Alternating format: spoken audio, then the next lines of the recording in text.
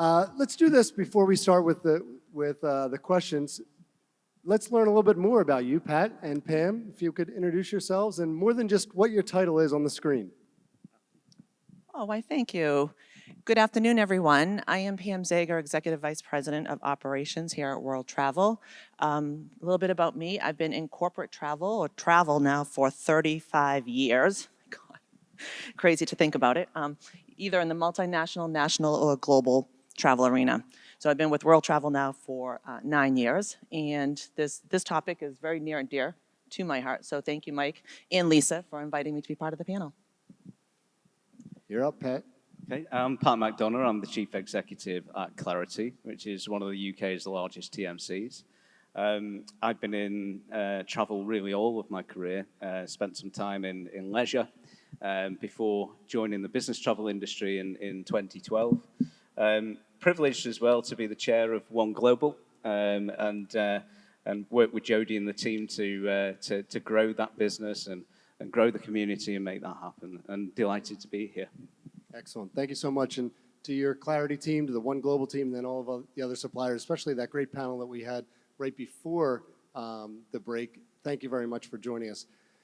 So Arundhati Roy, who is an author from India, he wrote a book, and it's called The Pandemic is a Portal. And I'm going to grab a quote from one of his books, and I want to make sure that I read it, or I say it correctly, so I'm going to reference it here and read it.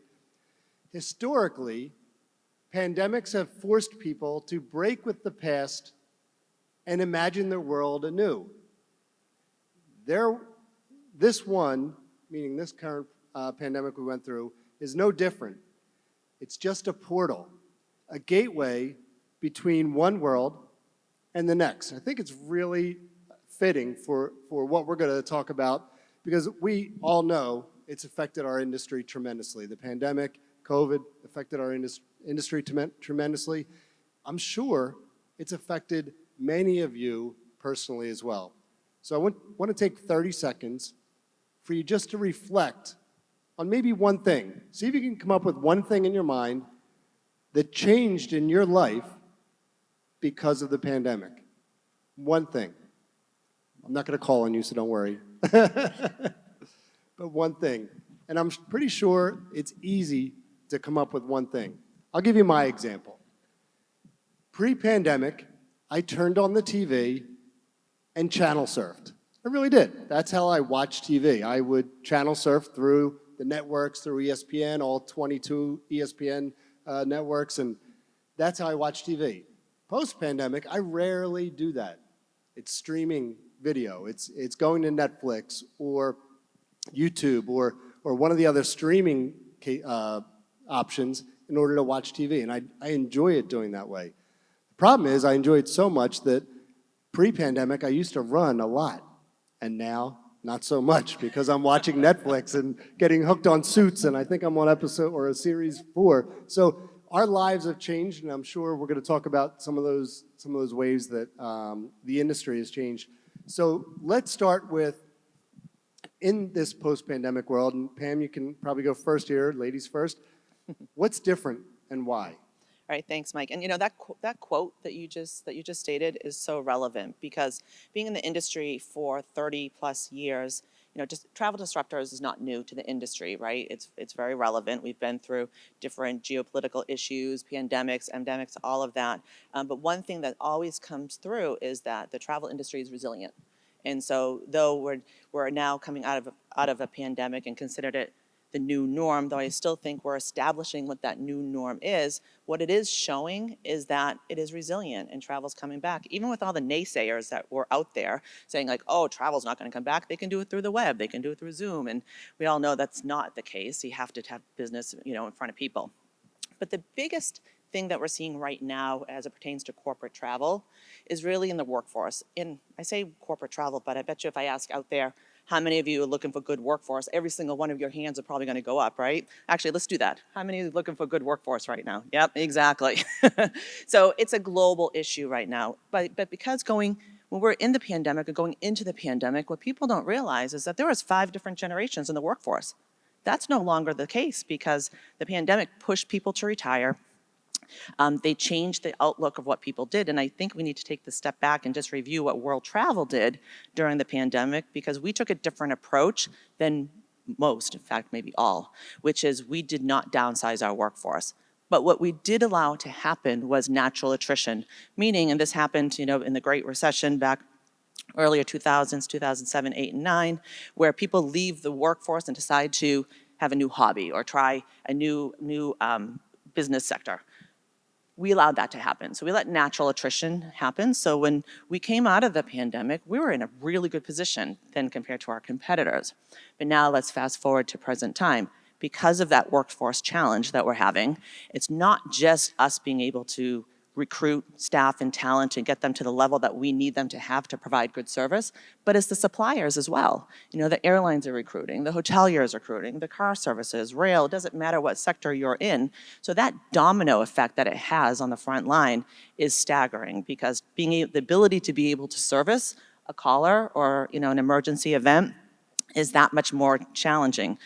So some of the things that we've been doing over the past, say, months, it's going to be literally years now, is we're reinventing our workforce in the sense of, when people did leave the industry, we're now bringing them back into the industry, and we are now providing a longer training session. So for example, if an experienced agent came on board, it would normally be a 2-week training session. For those who have been out of the industry during COVID, we're now bringing them in, and that training session can be anywhere from 4 to 8 weeks. In addition, we also have the Academy. And I know those of you who are at the symposium earlier this year, in the spring symposium, we made the announcement that our Academy went live in August. So Monica, who's here, congratulations. We are live with our Academy, so please raise your hand. It's very exciting for us. But the goal is to bring in that next generation workforce, or those who have been out of the business for a period of time, to bring them in to be able to service our travelers. Because here's the reality, is servicing travelers now, it's not like it used to be. Our handle time, and what I mean by handle time in a call center environment, is how long does it take me to service you? It's increased by over a minute per transaction on average. Now that may not sound like a lot to you if you're not used to a call center environment, but just for easy numbers, if you take 65,000 calls in a month and you add a minute to that, that's pretty significant, isn't it? So the basic travel requests that we try to service are becoming more problematic. So that's one of the obstacles that we have to overcome, because if we can't, people have to wait. The call volumes are increasing, and I know in a little bit we'll talk about emergency response events or regular operation events, but it really is a challenge to make sure that our front line is trained, they're working efficiently, they're productive, and as quickly as possible to be able to take that next caller. So if you ask me what, in a post-COVID or almost post-COVID, what the biggest challenge is right now, it really is that workforce and getting the whole industry to normalize. Excellent. Thank you, Pam. Pat? I think a very similar thing. I think the workplace has changed, and we recognize that in ourselves. Personally, what's changed for me, I'm not in the office 5 days a week. And most people here, I'm sure, are going through the same thing, although we are seeing a real desire to return to more in-person meetings, and businesses are now talking to their people about mandates to be in a minimum number of days a week. But fundamentally, yeah, the workforce has changed, the workplace has changed. And as a TMC, where we are still powered by people, it's our greatest asset, we really had to double down on our efforts to bring new joiners into the business, to invest in their training, to look at things like, for example, neurodiverse recruitment policies. Historically, businesses have been lazy with recruitment. Our industry in particular, actually, where an experienced hire would be the go-to option because, hey, look, we haven't got loads of time to train people and we just want somebody to hit the ground running, and there was an abundance of people out there. That's not the case anymore. Now, I'm proud to say that at Clarity, we've been invested in schemes like apprenticeships for many, many years because we honestly believe that, yeah, you might have done this before. Maybe you do know what you're doing, but you don't do it our way. You need to learn the Clarity way. And we're passionate about developing people through the business, generating that loyalty, having people who live and breathe the brand, and you know, really creating a point of difference because our people are different. Your people are different, and we should be very, very proud of that. So we both invested in the development of the workforce. We've done it at the right time. We made the right moves in terms of resource, and I think we're both better placed to deal with the challenges of today. But it's the toughest recruitment market we've ever seen. Mm-hmm. It's just a fundamentally different market to the one we saw in 2019. Excellent. Thanks, Pat. And just for clarification here, you mentioned that you're not in the office 5 days a week. Does that mean you're in the golf course 2 days a week and in the office 3 days a week? Or? Well, my boss, Redmond's just That's why I asked. He Ears, teed it up. You will see this evening that I clearly have not been on the golf course 2 days a week. Awesome. But as you both were describing, it looks different than it did pre-pandemic, obviously. And the look is one thing. What about the feeling of it and how employees are feeling in this post-pandemic world, how management is feeling in this post-pandemic world? And a caveat to that is, with those feelings, how do you set expectations? Because that's a real challenge. Great question. So first I want to do a little shout out to Tracy Merges, because if you can raise your hand, Tracy. So Tracy is our Vice President of Operations, and what I'm going to talk about right now is her world every single day, all day. So it does feel very different. The frontline workforce, they feel it. They feel the stress, they feel the pressure, because again, servicing a reservation in today's environment is far more difficult, and you said it beautifully, than we've ever seen in terms of 2019 compared to today. And we're not even talking NDC, double everything I'm saying about time to manage under NDC. But we look at what it takes to service a reservation. We call that touches, in a call center environment.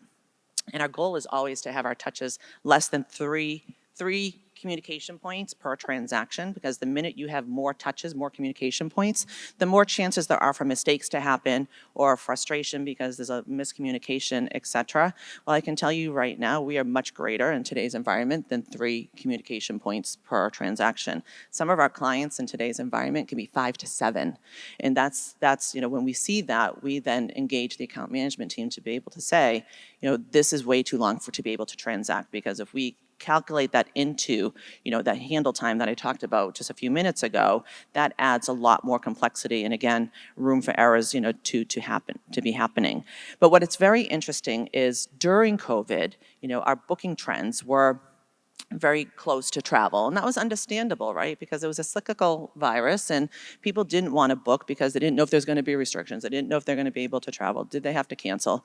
And so now that actually is the complete opposite. So from 2019 to 2023, what we're finding, the biggest jump was actually greater than 30-day advance purchase. And that jump was by 6%. So 6% more travelers are booking outside of 30 days in 2023 than they did in 2019. And then there was a little bit of a difference with the 7 to 14 timeframe, but the biggest jump was outside of the 30 days. And I contribute that to making sure they have the seat on the plane that they want, right? Because availability cannot be taken for granted anymore. And even though there are more flights that departed in the month of July than there was in June of 23, and then of course comparing it to July of 22, there was more flights, but the problem is the flights where they're departing from, and when you look at those hubs, when you're having workforce issues with FAA, again, it's not just the airlines, it's not just the TMCs, it's across the board that you may not get on that plane, and especially if you have an irregular operation, that occurs. So we are seeing that it looks different, it feels different.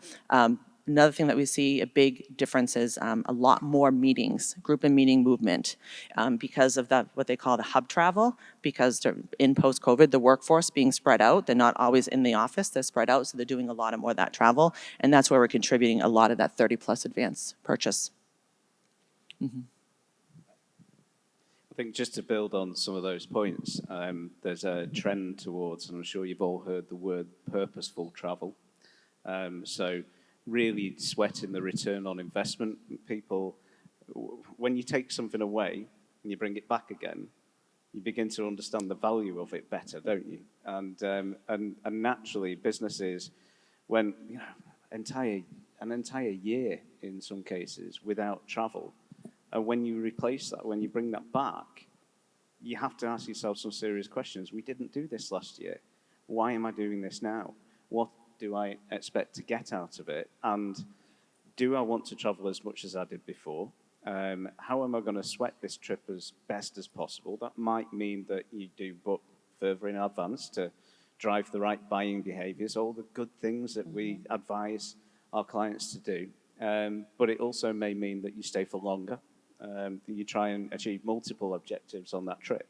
So we're certainly seeing that. And then when you add the sustainability agenda to it, which I know we're going to come on to in the next session, businesses are trying to reduce their impact on the environment, and naturally fewer trips, maybe for longer, is the way forward. So we're certainly seeing a change in patterns. Thank you. Excuse me. Thank you very much. And as we move on to the customer side of it, so we've talked a little bit about the employees. Travelers are experiencing just as much change anxiety than any of us. How do we educate the traveler, and how have your organizations or our organizations educated the traveler to ease that tension or that anxiety a little bit? Good question. It's communication, right? Is to be able to make sure that they understand what's happening in the travel arena as it is today, because they're in their area of the business. They have their trip. They're not necessarily seeing what's occurring across the board. So this summer, spring into summer, actually I don't know when it began. It definitely hasn't ended yet. We've been running in the U.S. under regular operations. We call it ER events, or you might hear it called irregular operations, pretty much seriously since the spring up until at least the end of September. Somewhere.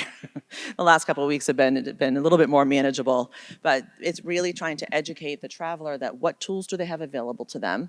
And we do this through different news channels, our account management team, the mobile apps, and not to, plug any particular tool, but those are the tools that can help a traveler understand what's occurring with their flight, their trip, whether there be an applicable waiver that's, for their trip, or maybe it's something to do with where their flight is the day before. And that's a great tip that people don't realize, is to really understand the routing of where the aircraft is, because that can help understand what are my chances of my flight being, taking off on time.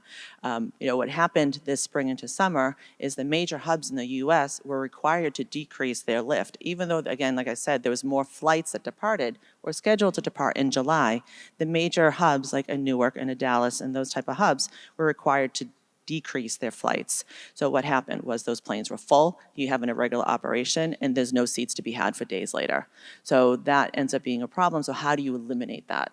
You try to eliminate that by giving best tips. If you can book a nonstop flight, book a nonstop flight. Try to get a flight out in the morning, because the airline's going to do everything they can to get the plane in the airport of where the flights start in the morning, and to be able to allow enough time. That, I think, was big this year. People had to allow time to make sure that I give myself a day, that if I end up being late and I have an important meeting, that I have that cushion to be able to do so.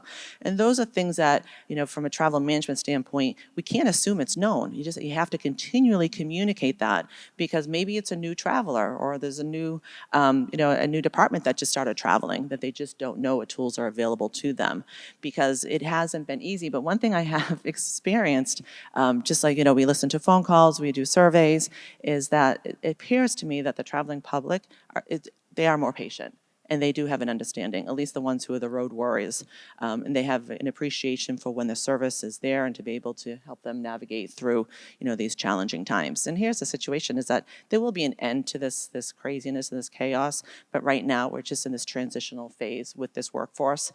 It can't happen soon enough, if you ask me, but, we will, no pun intended, weather the storm, and we'll come out at the end with a lot more educated travelers and be able to make travel getting back to a new norm instead of this norm. I think traveller education is still really, really important. So there's a role everybody in this room has got to play on that, in ensuring that we don't make assumptions that everybody understands there's a lot of disruption out there. don't know how you can miss it, to be honest, because it's all over the news and we live it on a day-to-day basis. But in some cases, travelers are just getting back to the travel patterns maybe they were in before the pandemic. Maybe they haven't traveled for a few years now, both for business or personally. And just giving them those tips and keeping people informed is absolutely vital. So in the UK, we've a particular challenge, like the airport capacity limits and a lack of staff on the border and all those kinds of things. We've also got a large amount of industrial action, so strikes on the railways. And when they first hit, that created chaos because you have a transaction that's 99% of the time an online transaction.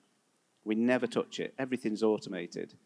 You get a strike, we get hundreds and hundreds of calls from people needing to change the ticket, to cancel the ticket.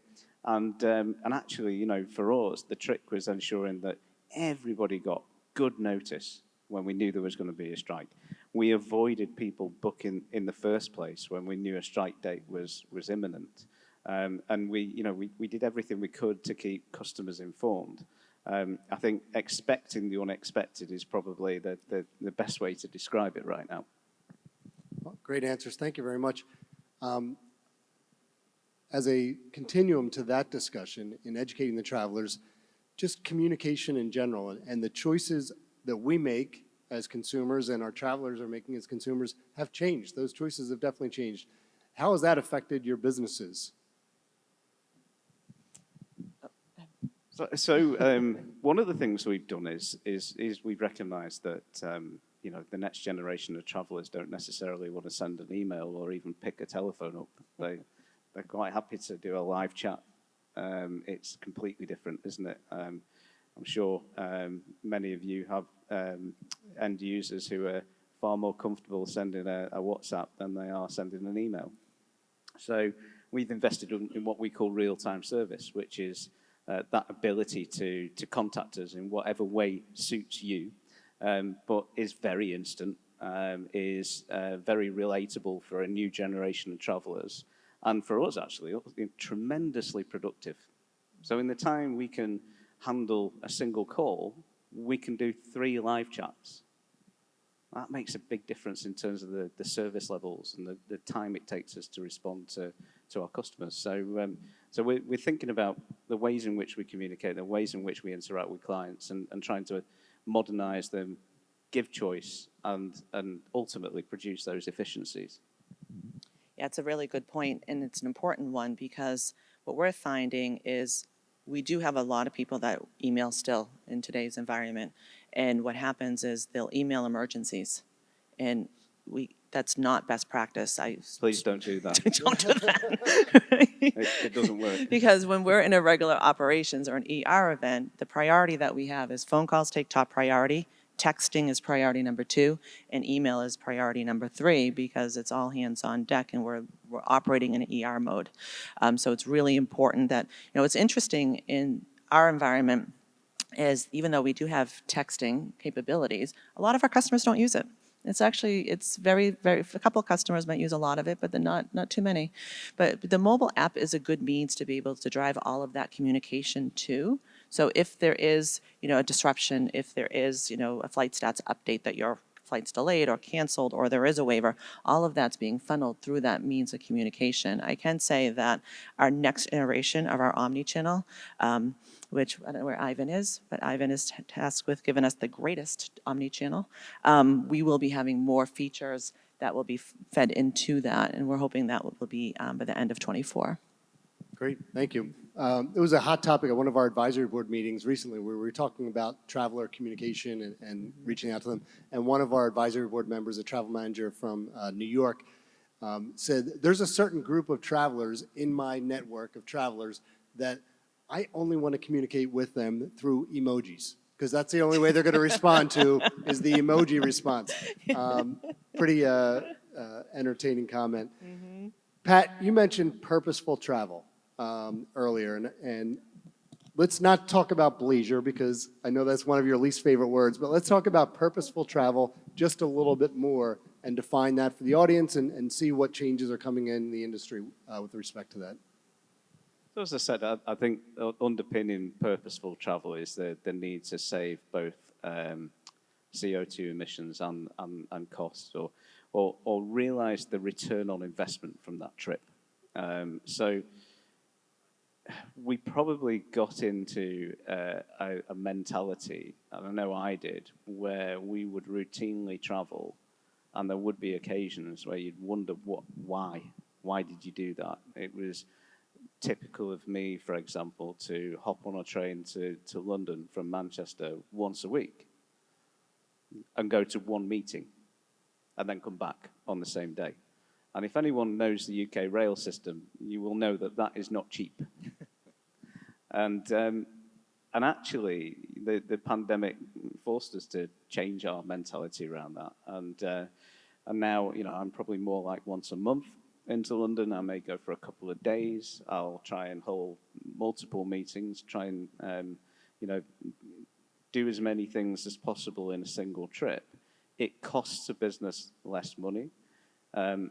There's a definite return on investment case that's easier, if you like, because we're achieving more on that trip. And actually, it's better for me. So I have a young family.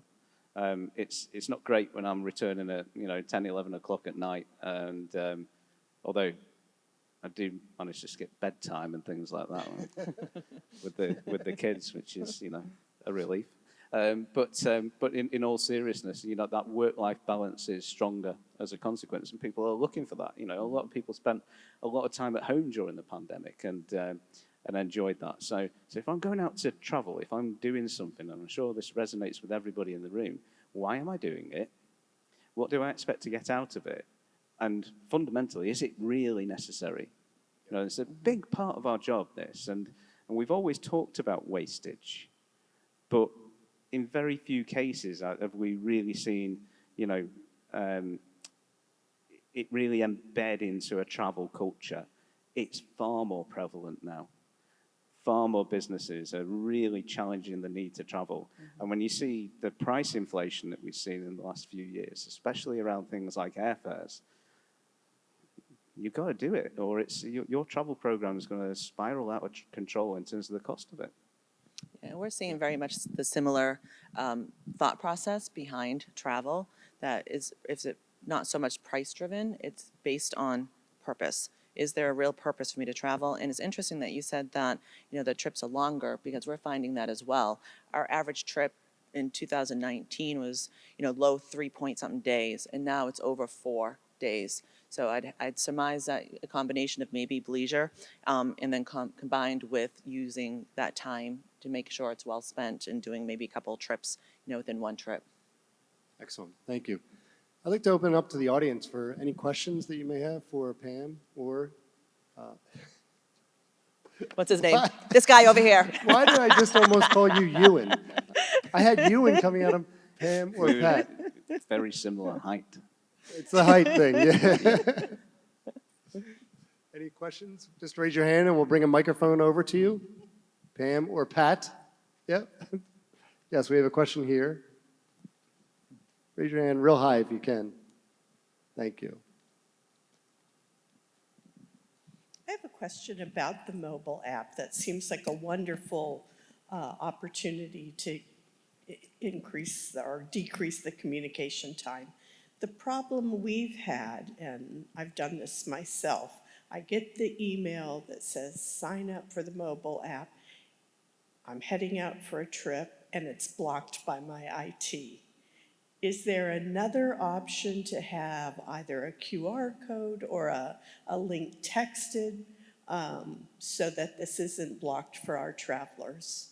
That may, in our company, I think that's the low adoption rate. Mm-hmm.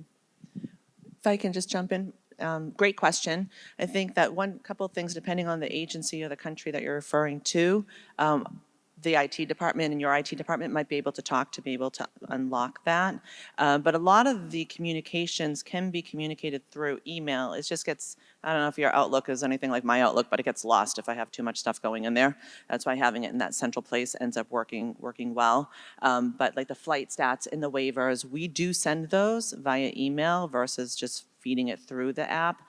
So that is an option. But I would strongly encourage you to have that one-stop shop, is to introduce the IT departments to see if they can work their way around that. Thank you. Great, thank you. Any other questions? We have a question in the back. Oh, okay. Hi. I hear a Oh, voice somewhere. hi. Sorry. I am a big fan of World Travel Academy. I think it's just a wonderful opportunity. Pam, can you tell everybody in the room about the tuition? Because if anybody has a child that doesn't know what they want to do with their lives, this is so great. I'm sorry about my volume.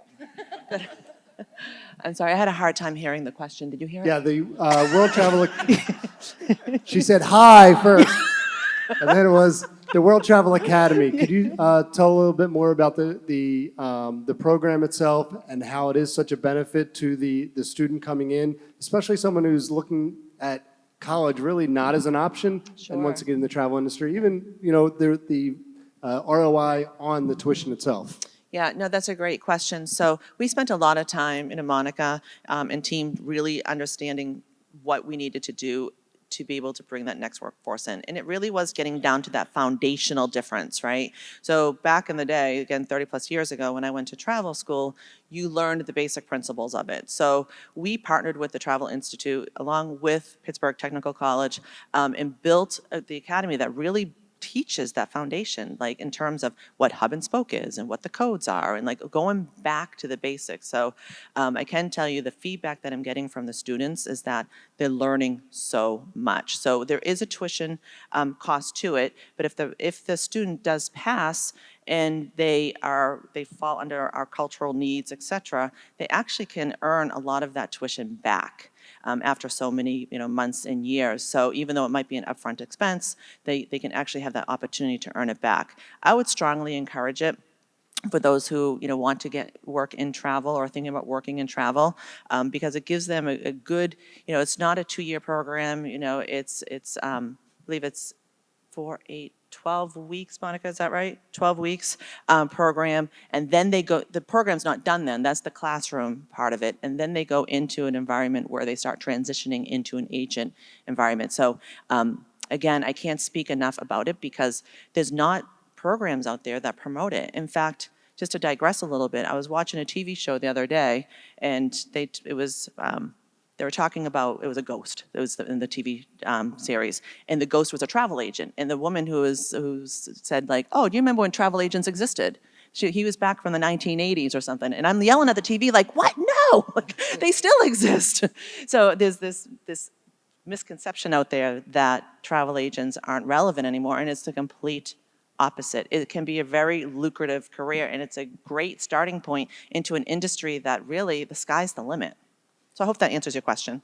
And I think as well, it's also worth remembering that our industry is exciting. There's lots of different things you can become involved in corporate travel. So, for example, things like robotics and process automation, development of new technologies, broader roles than simply booking travel. And if you're passionate about travel and you're good at it, there's a great career to be had. It's trying to maybe change some of those preconceptions and actually, reinforce the value in what we do and the difference that we make. Great, thank you. Any other questions? We have one over here. Hi. What do you anticipate the role of AI will be specific to the customer experience? And not necessarily limited to the travel management company, but maybe with the airlines? Will it help fill the gap that they've had since they've licensed so many of their employees? And by AI, you don't mean Allen Iverson, right? No. How does AI come into play? I think at this stage, it's easy to get carried away with the opportunities around AI and really, I guess, bowl into something that isn't ready. So, for example, AI at the moment can, what's best described as hallucinate. So it will tell you something is fact when it actually isn't. So you have to be very careful in terms of the application of it. And a great example was I was looking to book a train from one place to another. It told me I could get a direct train. Well, that isn't the case, and you wouldn't want that kind of advice going to your travellers. I think the other thing is that people are increasingly suspicious or struggle with things like chatbots. It can be a very frustrating experience if that chatbot isn't effective. It can dehumanize the process, and I think as technologies develop, we obviously will develop things like better empathy, better sources of knowledge that allow AI to offer a better service. It will generate efficiencies, but we do have to be careful where we deploy it. Because we really do put the customer experience at risk if we get it wrong. Yeah, and I really don't have much to add to that, but it is part of the future, but it really is taking those small steps to make sure that we don't overstep and then cause more frustration. But, that's what the future is going to be holding. As it advances, as we advance, then it's definitely going to have a seat at the table and hopefully make the traveler or the ranger's experience positive. Great question, though. I also just realized how old I am by asking him if it meant AI, and nobody laughed because they don't, or Allen Iverson, because they don't know who he is in the room. He was a basketball player, played in the NBA for the Philadelphia team.